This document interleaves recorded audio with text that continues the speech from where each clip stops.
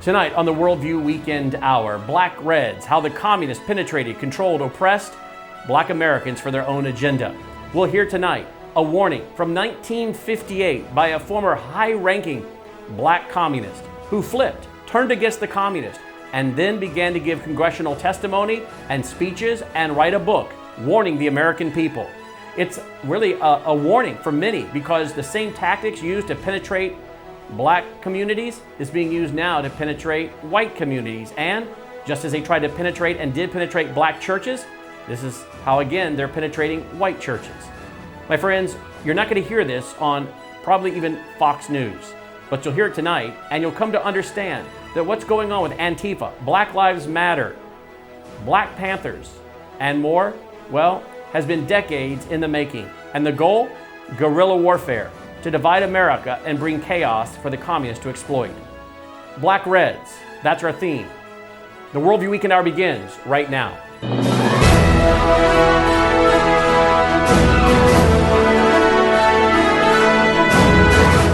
WVW-TV presents the Worldview Weekend Hour with Brannon and Howse. Whether the topic is law, science, government, economics, history, family, social issues, education, or theology, Brannon brings the issues of today into clear focus through the lens of a biblical worldview. And now, here is your host, Brannon Howse. Good evening and welcome to the Worldview Weekend Hour. Tonight, Black Reds. We're going to look at how the communists penetrated the Black community, how they penetrated Black churches. Wait a minute. Are they using the same tactics today to penetrate white evangelical churches? Indeed they are. You're going to see that tonight. We're going to get a warning from a man who wrote a book in 1958. It was called Color, Communism, and Common Sense. It was written in 1958 by a former high-ranking communist by the name of Manning Johnson. He turned against communism and began to warn the American people of the tactics and techniques of the Marxist, the communist. We'll learn tonight that really what's been going on with Black Lives Matter, Antifa, the Black Panthers, well, it's nothing new.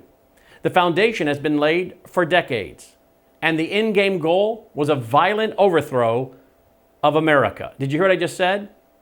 A violent overthrow of America.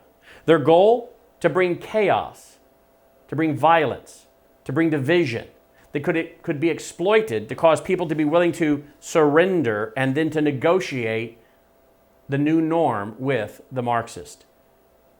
That's our theme tonight. Look at the headline here. Black Reds, the history of how international communists and their trained Black agents targeted, penetrated, controlled, and oppressed Black Americans for their agenda and political propaganda. As I said, we'll look at the book written in 1958 by this gentleman, Manning Johnson. I've quoted him in my books for years. I should have done this TV show years ago. His book, as I said, was called Color, Communism, and Common Sense, written in 1958. Tonight, I'm going to share with you who was Manning Johnson. I'm going to share with you how brainwashing was key to how the communists targeted, penetrated, controlled, and oppressed Black Americans for their agenda and political propaganda. There's that word again, brainwashing. We'll look at how there was the co-opting and controlling of the Black Reds. How did they control the Black Reds? How did white communists control the Black Reds? By the way, we'll see tonight that almost all the people that have been behind these Black communist groups, initially, their founders, were white folks, like the NAACP. Did you know that? Did you know that the NAACP was started by white progressives, including some that were out and out socialists? Once again, we'll see this week and next week, as we condense this into a 2-week series, that white socialists, progressives, communists have sought to control Black Americans for their own agenda. They don't care about Black Americans. They just are using them for cannon fodder to burn down America. We'll also look at Moscow's goal of racial and guerrilla warfare in the United States of America. We'll look at Black Reds and Marxianity. We'll look at Black Reds seek Black entrepreneurial defeat to maintain political narrative. They don't want Black Americans to be successful. They want to ensure that black Americans never go into private business or are an entrepreneur or partake in the free market system. No, black Reds did everything they could to destroy black businesses. Any black businesses being burned down today? Yeah, why? Because they're not good examples to other blacks or other Americans, period.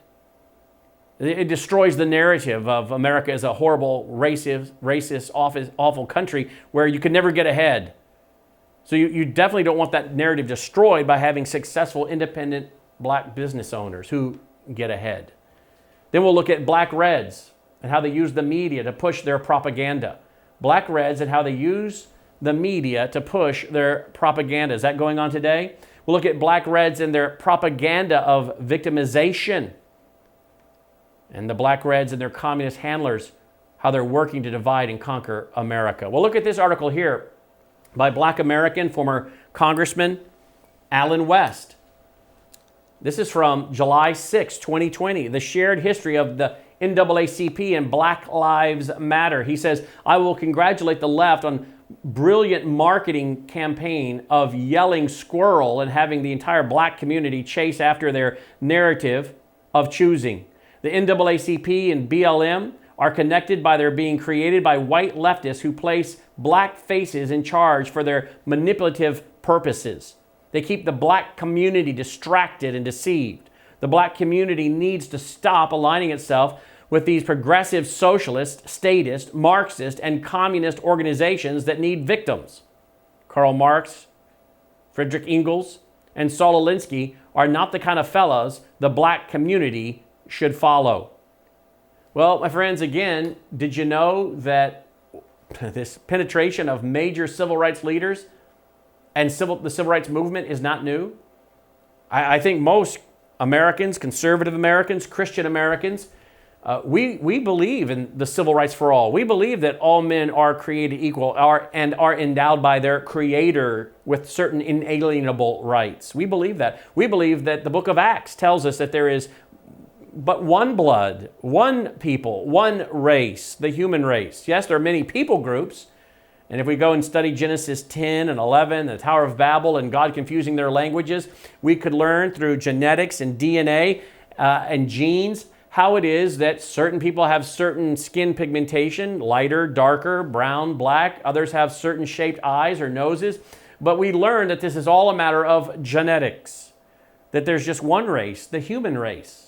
Many people groups, but one race. And so we as conservatives, and many of us as conservative Christians, we don't have time for racism. We condemn it. But we do know that the communists are always looking for a good cause they can hijack for their bad agenda. The civil rights movement is one such cause that they sought to hijack. Well, we can talk about a lot of figures, but let's talk about one that most every one of us has been watching for years and knew something wasn't quite right, Jesse Jackson. Here's an article, Jesse Jackson, friend of terrorist, communist stooge, written in 2002. But here's what the article says. It was Hunter Pitts Odell who took Jesse Jackson to meet World Peace Council in Vienna in 1985. World Peace Council is a longtime notorious Soviet front organization. Its vital activities include the nuclear freeze movement in the 1980s. Of course, let me just stop right there. What happens is they want us to freeze our production, our testing, our nuclear development, while they, Russia, China, the communists, continue theirs, which is how we got ourselves in the mess we're in today, where we don't have nearly the nuclear weapons that Russia has, and they're on to sixth generation warfare, and we're still stuck with these really old weapons. This is the nuclear freeze program, and Joe Biden was big into this, along with others. Bernie Sanders, John Kerry, all working with groups like the Council for a Livable World. Again, another communist front group. So Jesse Jackson was a part of this as well. Of course, I deal with some of this in my documentary Siege at siegethemovie.com, going back to our slide. Who is this guru with extraordinary influence on a long ago civil rights leader and two-time presidential candidate? Former Assistant FBI Director Ray Wannell Washington Times, 8/199, identifies Odell as, quote, a secret member of the Communist Party's governing body, the National Committee, end quote. Well, if any of you read my book, Marxianity, you know all about Odell, because I write about Odell, because not only did Odell influence Jesse Jackson, he influenced another civil rights leader. Remember now, Odell is a communist. This is well documented. Odell worked with not only Jesse Jackson, but also Martin Luther King Jr. Odell worked with another guy named Levison. Levison and Odell were close advisors to Martin Luther King Jr. and the civil rights movement. Again, the communists hijacking a good cause for their own agenda. In fact, as I detailed in my book, Marxianity, a whole chapter on King and Levison and Odell and the communist agenda, Levison and Odell were on the radar of Attorney General Bobby Kennedy. Bobby Kennedy warned his brother, President John F. Kennedy. President Kennedy took King for a walk in the Rose Garden, as I detailed in my book, Marxianity. And President Kennedy told Martin Luther King Jr., Levison and Odell, they're tied to communists, they're working with the communist conspiracy. You need to break away from them or you will destroy the entire civil rights movement. Martin Luther King Jr. would not break away from them. So again, I detail this in my book, Marxianity, at marxianity.com. But here's Odell, after King is gone, now he sets his sights on Jesse Jackson. Going back to the article, in 1963, then FBI Director J. Edgar Hoover said Odell had worked for a, quote, number of years as a district organizer for the Communist Party of Louisiana, end quote, before working his way into Martin Luther King Jr.'s entourage in 1961. Recently declassified documents show couriers brought back money, quote, from the Soviets into the U.S. Communist Party, and they brought money to Stanley Levison and to Martin Luther King Jr., end quote. Now, Zimmerman, an author, noted, quote, and that's what really led to the wiretaps, end quote, authorized in writing by then Attorney General Robert Kennedy. So folks want to know, why is it that we have, the FBI has been reported on the media, these wiretappings of King that also include his reportedly organizing sex parties, something that I guess that First Lady Jackie Kennedy heard about, that was great. She was greatly distressed about it. How is it they had these? Well, I guess Bobby Kennedy, the Attorney General, had no choice because he felt there was a national security threat here with these communists surrounding King that were bringing in money to the civil rights cause. Again, they're going to hijack a cause in order to have the Hegelian dialectic, a thesis and antithesis, idea opposite idea, and create the conflict and a scissor strategy that has groups warring and fighting with each other. Nothing new here at all. The article goes on to say, Odell, Timmerman explains in his book called Shakedown, was, quote, the genuine article, a hardened Communist Party cadre with roots in the Stalinist era whose task was to inflame, recruit, and organize for the communist cause, end quote. He caught the focused attention of the House Committee on Un-American Activities and the Senate Internal Security Subcommittee, as well as the New Orleans Police Department, which raided his boarding house room and, quote, struck gold, end quote.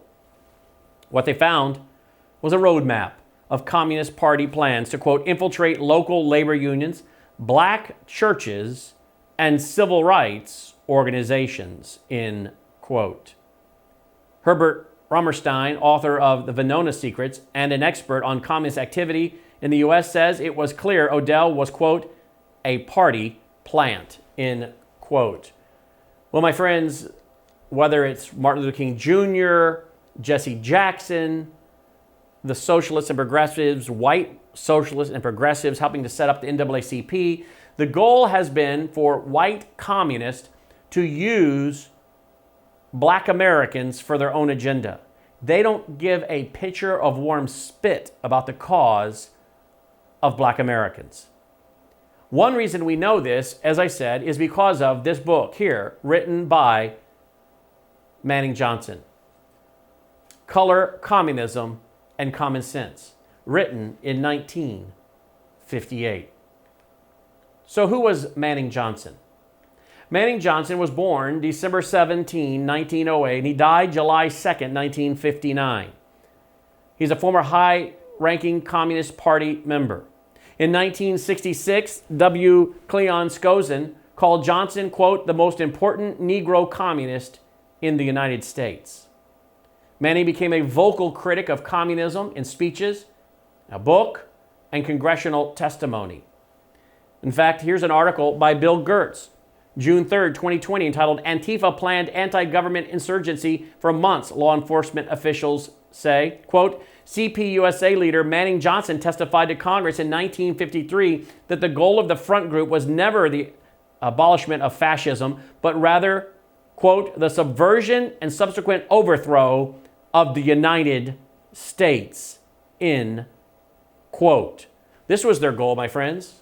Now, I'm going to begin tonight reading, and this will be a 2-week series. We're going to have to move fast.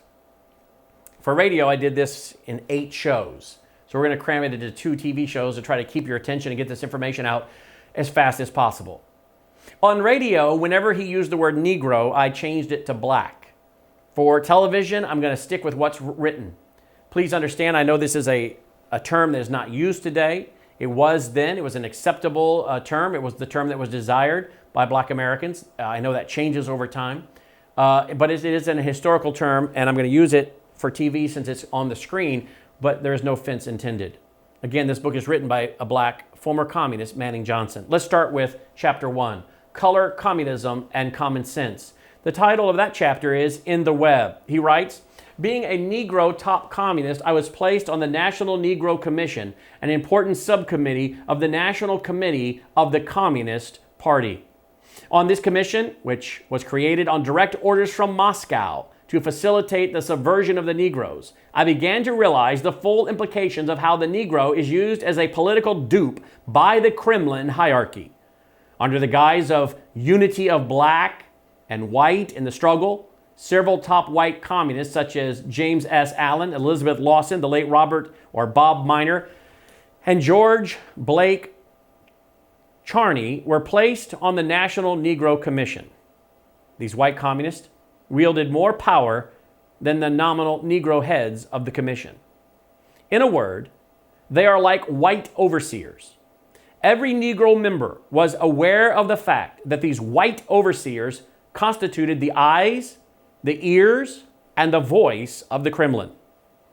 Moreover, these white overseers are the surest functional guarantee of the maintenance of the hierarchical authoritarian control of the Kremlin over their Negro lickspittalists, directing the conspiracy among Negroes in America. Wow, there's a lot there, isn't it? But what's he telling us? This again is coming directly out of the Kremlin, coming out of Moscow. We have white overseers that set up a commission specifically to deal with the black issues of the day, but the whites are going to be sure to be in control. Now, how is it that they're going to ensure that the black communists are under their control? Well, we'll find out, sure enough, about the blackmail, the sexual escapades that are surely caught and documented in order to use as blackmail by the white communists to keep the black reds from, well, flipping and speaking too loudly in opposition. As we continue, Manning Johnson writes, the highest position I attained was candidate for the political bureau of the Communist Party. The bureau is a small, close-knit body carefully selected by the Kremlin hierarchy. Each member holds his position solely on the approval of the reactionary, rapacious despoilers in the Kremlin. This is the real governing body of the entire Red conspiracy in America. So what we're seeing here is this is highly controlled from Moscow. Today, we see Black Lives Matter and Antifa running on the streets. And what do we see from experts like former CIA operations officer Clara Lopez, historian and researcher and author and documentary producer Trevor Loudon, that you have Maoist, communist Chinese front groups involved with these anarchist Antifa groups and these street rioters here in America. So at one time, it was predominantly the Kremlin in Moscow. Today, China is involved. All the communist players, by and large, are involved. We got Venezuela involved. We have, by documented research from the FBI, from a few good agents who did the research in 2017, that some of these anarchists here in America went to Venezuela for training on using explosives and Molotov cocktails, and then they came back here to America. And apparently they weren't tracked and followed, and apparently the folks up on the 7th floor, well, Donald Trump in the Oval Office calls them dirty cops. Rotten, dirty cops. And so the 7th floor of the FBI apparently wasn't all that interested in 2017 in the report that these FBI agents were putting out about anarchists going to Venezuela. Well, what's going on in Venezuela? Who's in Venezuela? Well, as I documented in my documovie Siege, in Venezuela, you have former CIA director Mike Pompeo, now at the time tonight, Secretary of State, but as CIA director, he's saying to Chris Wallace on Fox News, hey, in Venezuela, you have Cuba and Russia. Cuba, Russia, Hezbollah. Wow. Now there are reports of China and Iran being involved. So this is a real problem. If we have folks from America going over there to get training and then coming back to America. So now today, it's not just the Kremlin involved, folks. It's not just Moscow involved.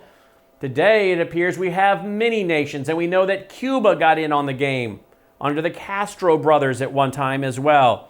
Lenin openly talked about collapsing America from within after they surrounded us. So again, not shocked to find out we have a lot of communist nations now working with these anarchists here in America and penetrating these groups, just as Moscow is penetrating the black community, and this warning from 1958 by Manning Johnson. So what do we have involved here? Brainwashing. Brainwashing was key to how the communists targeted, penetrated, controlled, and oppressed black Americans for their agenda and political propaganda. Brainwashing. Look at what Manning Johnson writes. Thus, as a participant on the highest level of the communist conspiracy in America, I observed the cold, calculating, ruthless nature of red power politics and political warfare, stripped of all its illusory propaganda and the idealistic cover, end quote. What's he mean when he says political warfare? What did we learn in our series on brainwashing? Remember, I did 21-hour television programs on brainwashing that you can watch in the Situation Room. All of them are on demand. Over 1,000 TV shows just like this on demand right now at situationroom.net, or you can go to the URL wvwtv.com/subscription, wvwtv.com/subscription. And you can watch those 21-hour shows that I did on brainwashing. But one of the things we learned is that political warfare is one of many names for brainwashing or information operations or psychological warfare. So here again is a high-ranking black communist at the time, who's now flipped, writing his book in 1958 and warning that the red power politics and political warfare was what they were involved in. Brainwashing. Let's talk about this. Co-opting and controlling the black reds. Not only were they brainwashed, but they were controlled in other ways. We know that brainwashing involves what?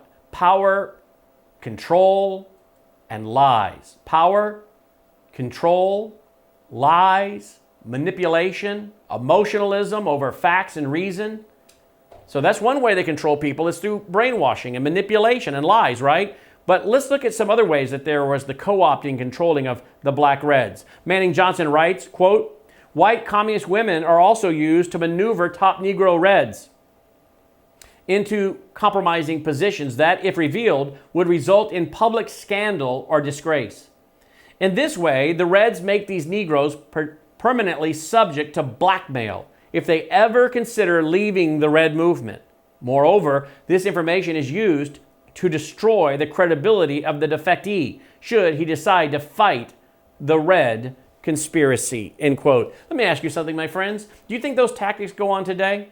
Those of you who have been regular listeners of my radio show and our television show for years know that I have openly warned for years that I believe it's very probable that we have major evangelical leaders in America and major conservative, or maybe even conservatives, but certainly political leaders in both parties, and certainly in the Republican Party, people in the House, people in the Senate, people at your state level, who have been compromised. They've been set up. They have had maybe women provided to them, maybe in some cases men, maybe young girls. They've been set up. Maybe they've had underage girls provided to them, i.e. Epstein. But I've told you for years that I believe that we have members of Congress that talk one way and then when they finally get there do something different. Why would they do that? Have they been bought off or have they been blackmailed with sexual secrets? And I've also warned you that I believe that that has gone on within evangelicalism today. That it's very likely that some major evangelical leaders have done some things they should not do, either financially or in the area of sex, and they have been controlled. Why would we be shocked that the white communist would not use the same tactics on white Americans as they were using on black Americans? We would be naive to think they would not. Let's continue. The next section. Moscow's goal of racial and guerrilla warfare in the United States of America. I'm going to skip to chapter 3 because this is very important for us to understand. He writes, Red plot to use Negroes. He writes, quote, stirring up race and class conflict is the basis of all discussion of the Communist Party's work in the South. The evil genius Stalin and the other megalomaniac leaders, meaning extremely mentally disturbed to the point they have such huge egos, narcissistic, huge egos. He says they're there in Moscow and they ordered the use of all racial, economic, and social differences, no matter how small or insignificant, to start local fires of discontent, conflict, and revolt. Quote, who could tell which of these issues could start a general conflagration, end quote, that would sweep across the former Confederate states from Maryland to Texas, end quote. In other words, it didn't matter what it was. They were going to use whatever they had to use to bring about conflict, to bring about racial division. And didn't we see that throughout the civil rights movement? I've been reading up a lot about what went on in the civil rights movement. And many of you have seen the pictures of the firemen using fire hoses on black Americans, right? And dogs, German shepherds on black Americans, right? Those are used again and again in America's textbooks to say, look at how racist the South was. Look at the racist South. And they're turning the fire hoses on black Americans and letting the German shepherds loose on black Americans. Well, there was some racism here in the South. I'm from Jackson, Mississippi. I live in Memphis. But it wasn't relegated only to the South. It's been all over the country. And it's been a two-way street, by the way. There's some reverse racism going on as well. Have you heard how Barack Obama and Michelle Obama talk about America and Americans? Or that of his pastor and mentor, Jeremiah Wright? But the reality is, I've done some studying. I even found an Oxford online resource database. Oxford. And as I read through some of the articles preparing for this broadcast, did you know that fire hoses were used on white folks as well? Did you know that fire hoses were also used on white folks?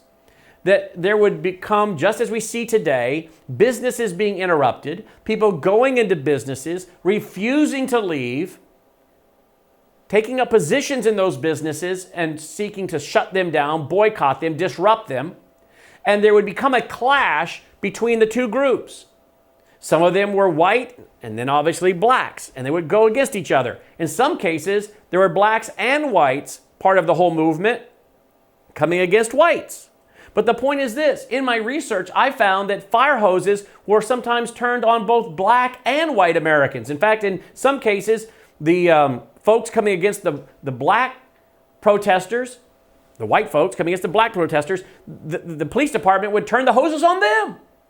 Because the whole thing was getting so out of control in their little town, and businesses being damaged or the potential thereof, and people refusing to disperse, and police officers getting hurt, and other folks, that the police simply tried to keep the two groups apart. on this Oxford database, I read how the police were trying to keep the two groups apart. Let people protest peacefully, but keep the two groups apart. And then when the two groups would get together, their goal was simply to get everybody to back off and disperse. But let me ask you this. Do you see a lot of pictures of the fire hoses being turned on white Americans, or the white Americans that were being arrested for being violent against black Americans? Because I read about that. I read of some of these white Southerners who were not being gentlemen. They were probably being racist, or they were being provoked and they took the bait, but they did something they should not have done, and they were involved in violence toward a black individual, and they were arrested, and rightfully so. The question is, whenever you have this kind of conflict, this thesis and antithesis, or this setup conflict, you're going to have the real story, and then you're going to have the manufactured story for the propaganda, the political warfare. And yet today, what do we see? We see only the pictures of black folks having the fire hoses turned on them, or the dogs. Reality is, I have found that, well, this was also done to white folks that refused the police orders to disperse. The point I'm making is this. There's been a lot that has gone on back and forth on either side. But the propaganda at the end is not about the real story, but about the propaganda. The issue is never the issue, but how you can use the propaganda to further the cause. So stirring up race and class conflict was the goal from Maryland to Texas. Black rebellion was what Moscow wanted. And of course, that would mean that you would want to put things in the newspaper that would naturally cause many people, regardless of what people group, to become emotionally enraged. But again, you're taking some information here and you're not putting it into the context. But the goal was to use the media to take a story out of context and use it to incite people so you could create this conflict, or this so-called justification for conflict. You see what I'm saying? You know, this is very much the way it is today. If 20, 30 years from now, your great-grandkids or grandkids, depending on how old you are, come over to school and start telling you about all the racist police in Portland or Seattle or wherever, Minneapolis, and how these were freedom fighters, you would say, well, wait a minute.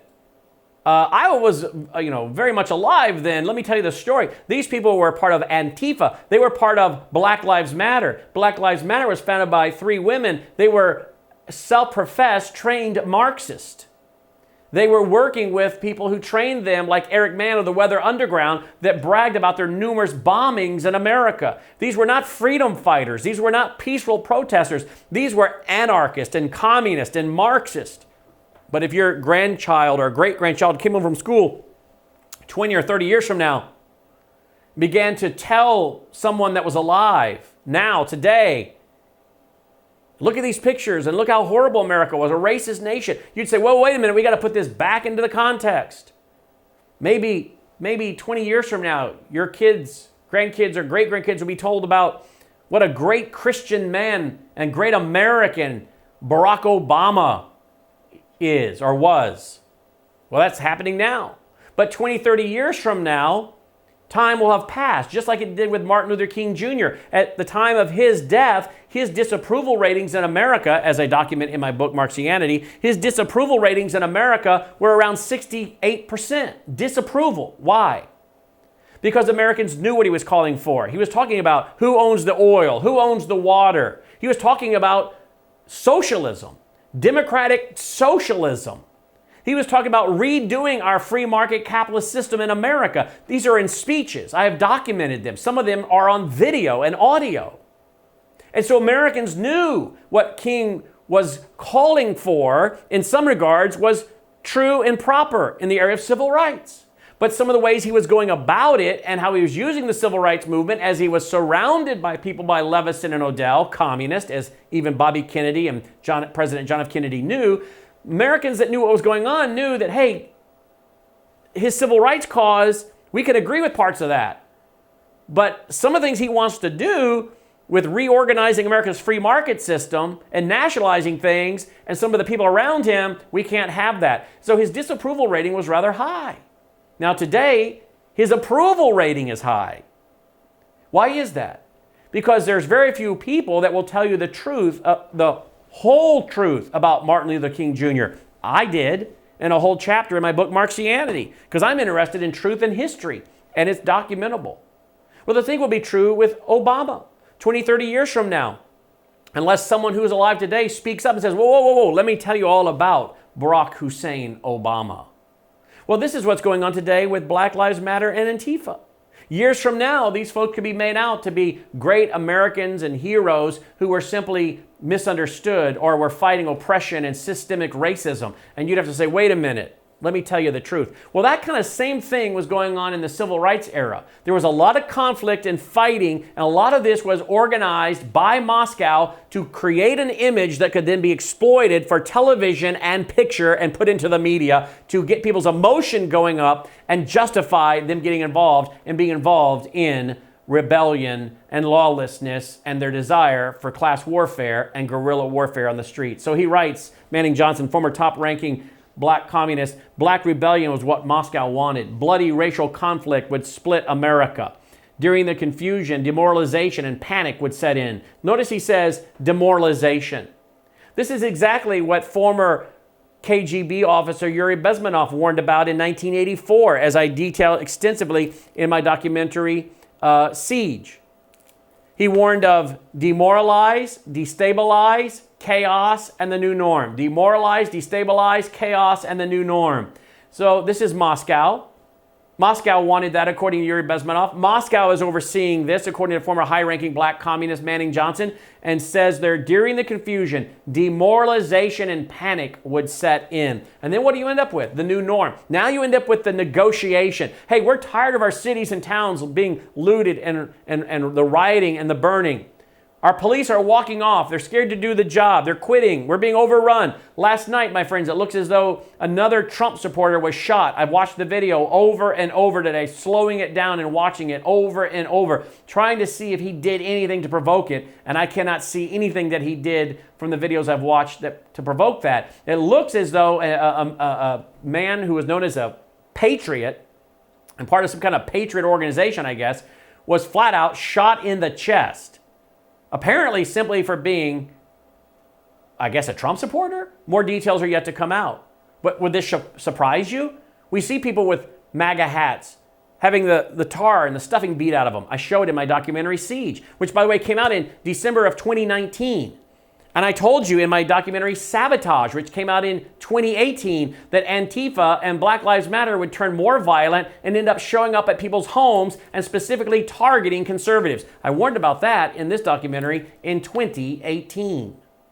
Well, this is exactly what happens when you create all of this chaos and then people say, what do we need to do to negotiate getting back to a normal life? And now you have the new normal as you negotiate really a surrender with the communists. Demoralize, destabilize, chaos, and then the new norm.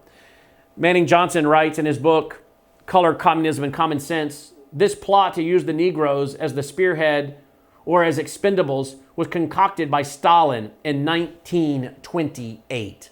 1928, folks. Nearly 10 years after the formation of the World Organization of Communism. Prior to this time, the periodic Moscow gatherings did little more than pass resolutions.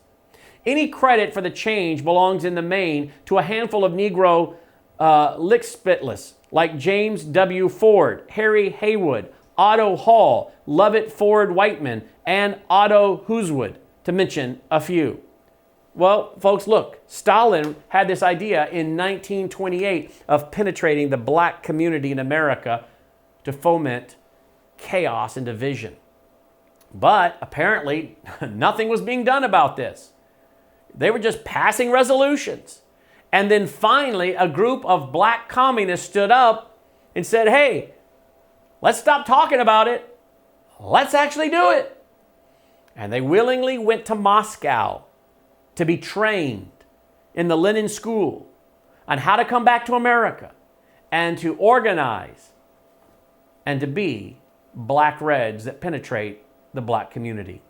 And as we'll see in our series tonight and next week, they specifically said, if we're going to target the Black community, then we have to target their churches.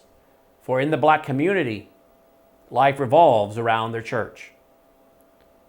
Do you know the names of these black reds that Manning Johnson says should get credit for not just simply talking, but actually finally saying enough is enough, let's get it done?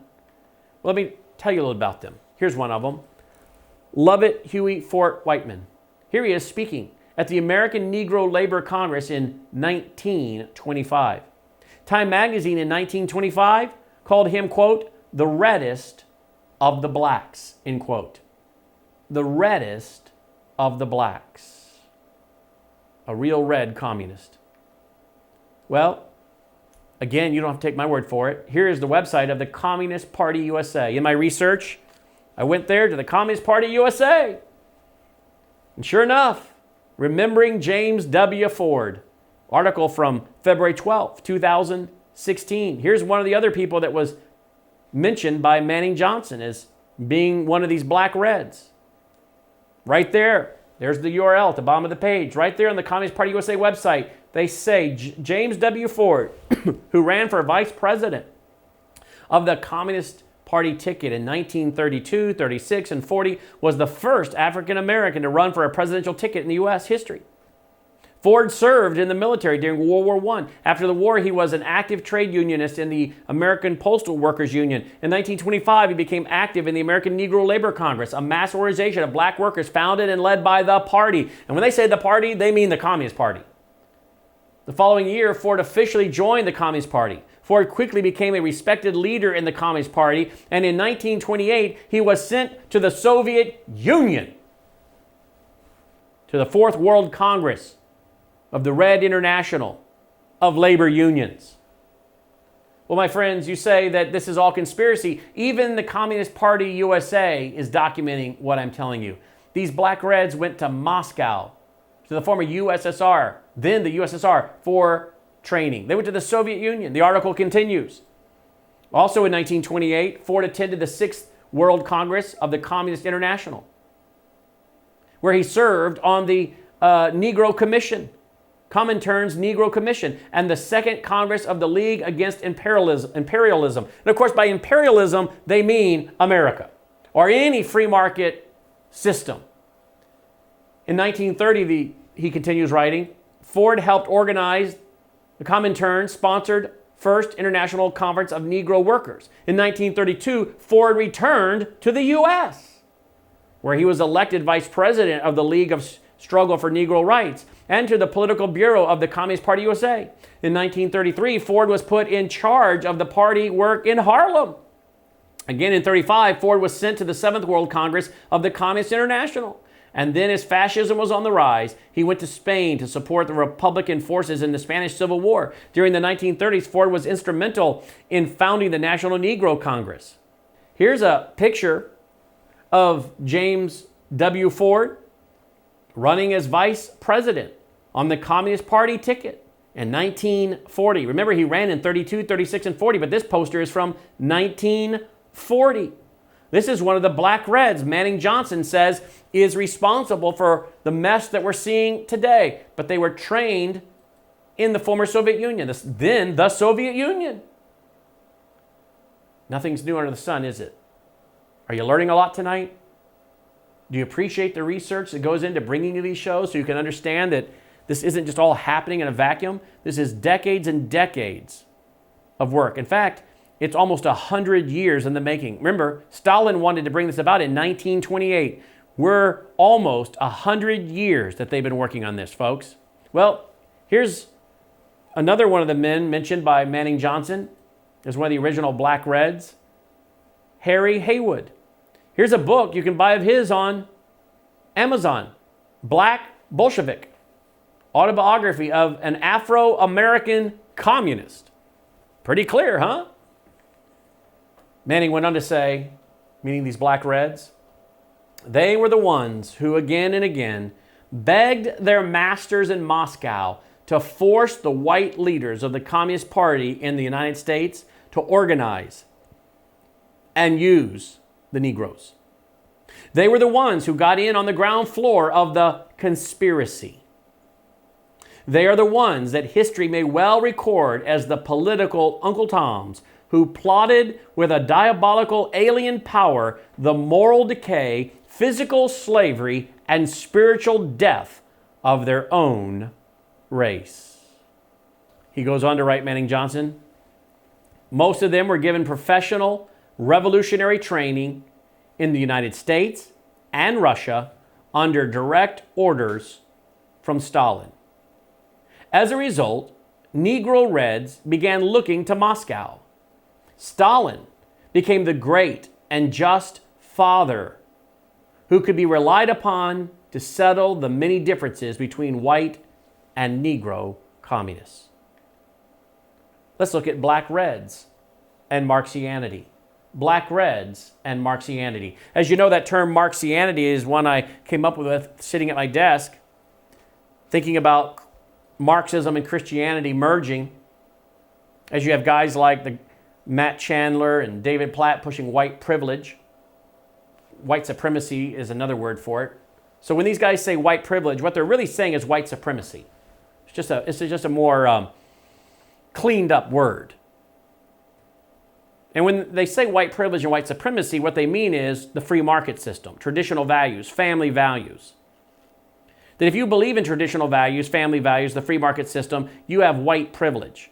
Now, if you don't believe me, again, we like to document stuff here. And so we have video clips and audio from the 15th annual White Privilege Conference in Madison, Wisconsin. And I share those clips in my documentary, Sabotage. You can watch 1 hour for free. It's sabotagethemovie.com. It's 6 hours long. Again, in 2018, I predicted with the experts I interviewed and from my research, much of what you're seeing happen today. And as you watch this documentary, you're going to sit there and say, how did he know this? How did he know in 2018 what is now happening in 2020? Well, because we read their books, we listen to their speeches, we read their papers. And the 15th annual White Privilege Conference in Madison, Wisconsin, we include the clips of them saying that if you're into the free market system, you're a Christian, you believe in the traditional family, then you are someone with white privilege. White privilege is racism. The free market system, racism. The patriarchal society, racism. All of this, racism. And so what they're saying when they say white privilege, what they're saying is simply being for the free market system, the 4th of July, the national anthem, standing for the flag, all of that is racism because it is all based on white constructs to control people. White constructs, societal constructs that are created by white European people to enslave others, including the idea of marriage between one man and one woman. That was contrived by white people to enslave women. And this is where you have your coalition of victims, your minority groups, your immigrant groups, your feminist groups, your LGBTQ groups. All of these groups are victims of societal constructs dealing with economics, sexuality, borders, politics, all of these constructs by white Judeo-Christian people to enslave others. And so they create their coalition of victims, the LGBTQ, the minorities, the immigrants, the poor, the feminists. And they say, who is your oppressor? White Christian males and their white privilege. I deal with it extensively in my book, Marxianity. I deal with it in the documentary, Sabotage. In my book, or our documentary, Sabotage, I play those clips, as I said, from the White Privilege Conference in Madison, Wisconsin. So we don't have to guess what it is these people mean. So I was sitting at my desk after having done a broadcast on Matt Chandler and David Platt talking about white privilege, and I said, this is really Marxism mixed with Christianity, Marxianity. And that's how I came to that title. Well, reality is our section here is what? Black Reds and Marxianity. Black Reds and Marxianity. How were they mixing Marxism with Christianity with the Black Reds and in black churches? Because remember, they said, hey, if we're going to go after the black community in America, we have to go after their churches because their center of life is their churches. And so they began to teach communism using the Bible out of context. They began to create a new Jesus, a communist socialist Jesus. They knew they couldn't attack religion head on. They knew that if they attacked religion head on or attacked the pastor or attacked the Bible, that black Americans would retreat. And so they decided that they would infiltrate the church. They would take over. And they would take over its Christian black organizations. So he writes, chapter 2, subverting Negro churches. Subverting Negro churches created doubt, lack of confidence, suspicion, setting up situations that bring about racial bitterness, violence, and conflict, putting forth demands so unrealistic that race relations are worsened, attacking everybody in disagreement as reactionary, fascists. Sound familiar? Ku Klux Klanners among whites and Uncle Toms among Negroes constitutes the red pattern of operation. Fortunately, the overwhelming majority of Negroes, in whose name the communists and their ilk presume to speak, have not fallen for the blandishments of the Reds. They know a red light when they see one. The same cannot be said of many Negro intellectuals carrying the ball for communists. Since the communists have always looked upon Negro intellectuals as shallow, superficial, phrasemongers, and incompetents, looking for a loaf when they, on a basis of ability, are not worthy of a crumb, their pro-communist behavior becomes all the more tragic and ludicrous. Only after the order came from Moscow in 1934 to 35 period to win over the Negro intellectual by deceptive flattery and adulation did the Reds' public attitude toward them change. The Kremlin concluded that these superficial phonies could serve the cause of communism. A large number of Negro ministers are all for the communist. Some are prominent and influential. Others are run-of-the-mill. They, in common, believe that beating the racial drums is a shortcut to prominence, money, and the realization of personal ambitions, even if the Negro masses are left prostrate and bleeding, expendables in the mad scramble for power. End quote. Notice what he says there, folks. Many of these black ministers, they simply saw the communist cause and the racial drums that they would beat as a shortcut to prominence. What's another word for prominence? Fame. For what else? Money. For what else? Power. What is it here we're talking about? Appealing to the flesh, the snares of the devil, if you will. Fame, money, and power. Fame, money, and power. And so they would use this to appeal to the black ministers and to co-opt them. And as we'll see next week, what they would do is they would give them honorariums and stage time and applause and press in communist magazines to entice them. As we'll see next week, they set up many people inside the church and outside the church in the black community with sexual things to blackmail them. Do you think these tactics go on today still within all people groups? Yeah, I do. Do you think this is important? Do you? You know what's very interesting is here is the document written in 1974 by the Weather Underground. What's interesting is we know that one of the guys with the Weather Underground, Eric Mann, is working with Black Lives Matter today. We know that the founders of Black Lives Matter have said they are Marxist trained, but they're also being mentored by Eric Mann of the Weather Underground for 10 years, one of their leaders, Patrice Cullors. You know what's very interesting about their 1974 document? Their 1974 document talks openly about their desire for a guerrilla organization. That we are communist men and women underground in the United States. You know what their goal is, folks? Their goal is the destruction of America. They refer to it as the imperialist system, just as Manning Johnson says many black Reds referred to America under their white Moscow-encouraged handlers. The Weather Underground, their document says they want the creation of an anti-racist white movement, that it is necessary foundation for the functional unity of third world white enemies of the empire.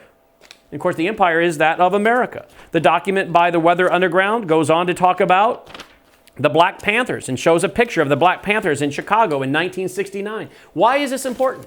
Because what Manning Johnson is talking about is seen from 1958, is seen years later in the Weather Underground, working with the Black Panthers, working with the same desire to destroy the imperialist nation of America, using race. Oh, and you know what else they talk about in this book?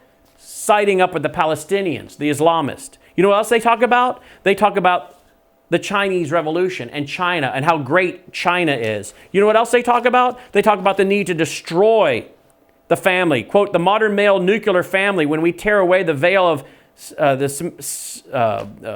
sentimental thinking, it's the basic unit of a capitalist society. So we have to destroy the nuclear family. Well, you know who else talks about destroying the nuclear family on their website? Black Lives Matter.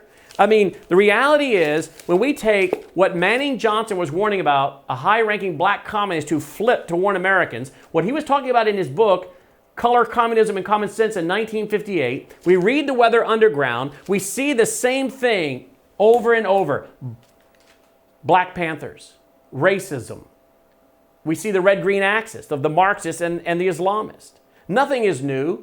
So whether it's the Black Panthers, Black Lives Matter, Antifa, it's the same thing. And what was Manning Johnson warning was their goal in 1958? To use this race to control and divide Americans and to create a race war, guerrilla warfare. And that's exactly what we're seeing in the streets of America today. Have you ever seen something like this, folks? Where we're watching people shoot other Americans. In some cases, it appears to be for self-defense. In other cases, it's simply because they're conservatives. I warned you months ago that we were entering a time when we would see the open assassination of people simply because they were conservative. I think we're now seeing that. The target assassination of police officers. And I warned you the day before, I warned you weeks before Trump was elected in 2016, and I warned you the day after he was elected. He was president-elect. The day after he was elected, I told you America was entering the most dangerous time in American history because I told you these Marxist Islamic groups would not give up the ground they gained under the 8 years of Obama, that they were going to go to war with America. And my friends, it's going to get a lot worse, I'm afraid, as we move up to the fall. But do we understand the tactics? What their goals are, so we can explain them to our friends and family members, that the goal is to divide Americans under the issue of race. It's hard to come against people on the issue of economics in America, where you can start out poor as a poor black child and be a billionaire, like Oprah Winfrey or Michael Jackson, or all these ball players that are black, or entrepreneurs, the late Herman Cain. I mean, on both sides of the aisle, politically, we can show black Americans who found great success, right? So instead of attacking Americans on the issue of money or economics, they've decided they'll go after the issue of race, cultural Marxism, critical race theory. The source of all suffering and oppression are white, racist, capitalist, free market Christians, the Judeo-Christian worldview. Well, if we understand this, then we can maybe help other people not to fall for this propaganda, the political warfare, the brainwashing. Very important series. We'll pick up and conclude next week, part 2 in Black Reds. Now, if you appreciate what we're doing, folks, and all the research and all the cost for streaming and production, again, it's vital we hear from you. Things slow down in the summer months with giving, so we're moving back into the fall now. If you haven't been giving, will you? If you've never given, why not? If you can't, we understand. But if you can, will you?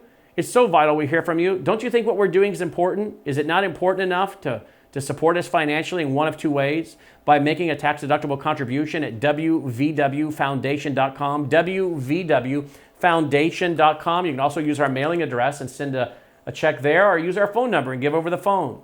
But it's so vital that we hear from you. I think we've proven our faithfulness over 30 years now, haven't we? And it's so vital that we hear from you right now. wvwfoundation.com. The other way you can support us is by joining our VIP club, where we archive all of our programs. Now, we make all of our programs available for free, so everyone can benefit from them, regardless of whether they can be a member of our club or not. But they do eventually roll into our VIP club, and if you'd like to join, we'd love to have you as a member. And you can join at a yearly rate, a monthly rate, a 2-year rate, or a 3-year rate. You'll find all the details at wvwtv.com/subscription. wvwtv.com/subscription. However you support us, thank you for your support. Well, my friends, we look forward to our broadcast next week, part 2 in a 2-part series on the Black Reds. How history, folks, is coming alive And we're seeing that what, well, was warned about by Manning Johnson many years ago in 1958, his book, Color, Communism, Common Sense, well, it's unfolding on the streets of America, sadly. Do we understand it? Do we have an answer for it? That's what we're seeking to do, is help you understand the times and to destroy the arguments raised up against the principles of the Lord. So next time I'm Brannon Howse. Thanks for watching. Take care.